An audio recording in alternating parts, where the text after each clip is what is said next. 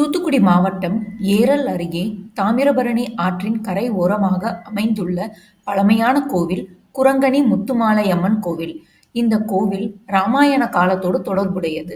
ராவணன் சீதையை சிறைப்பிடித்து சென்றபோது சீதை தன் கழுத்தில் கிடந்த முத்துமணி மாலையை வீசிய இடம்தான் இந்த குரங்கணி முத்துமாலையம்மன் கோவிலாகும். சீதை தன் கழுத்தில் கிடந்த இந்த மாலையை வீசிய போது அந்த இடம் பிரகாசமாக ஜொலித்தது. இதனைக் கண்ட அந்த ஊரை சார்ந்த பனை அடியான் என்பவர் முத்துமணி மாலையை கண்டெடுத்து ஊர் பொதுமக்கள் சார்பாக இந்த இடத்தில் ஒரு சிறிய கோவிலை கட்டினார். அன்றிலிருந்து இந்த அம்மன் கோவில் நோய் தீர்க்கும் அம்மனாக போற்றப்படுகிறது.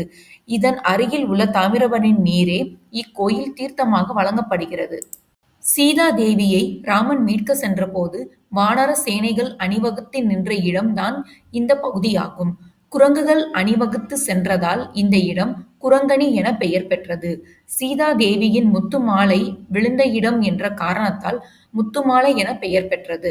நவாப் ஆட்சி காலத்தில் இந்த கோவிலை ஒட்டி உள்ள சுற்றுப்புற சுவர் தாமிரபரணி நதி நீரை மறைப்பதால் அதை நேர் செய்வதற்காக தனது குதிரையில் பரிகாரங்களுடன் இந்த இடத்திற்கு வந்தார்.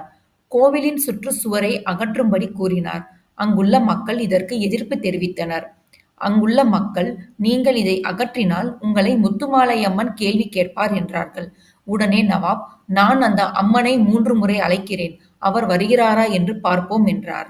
அதன்படியே நவாப் முத்துமாலையம்மன் என 3 முறை சத்தமாக கூறினார். உடனே கருவறையில் இருந்து பயங்கரமான இடி சத்தம் கேட்டது.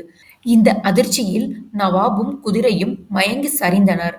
பின்னர் கோவில் பூசாரி கோவில் தீர்த்தத்தை இவர்கள் மீது தெளித்து மயக்கத்தில் இருந்து எழுப்பினார்.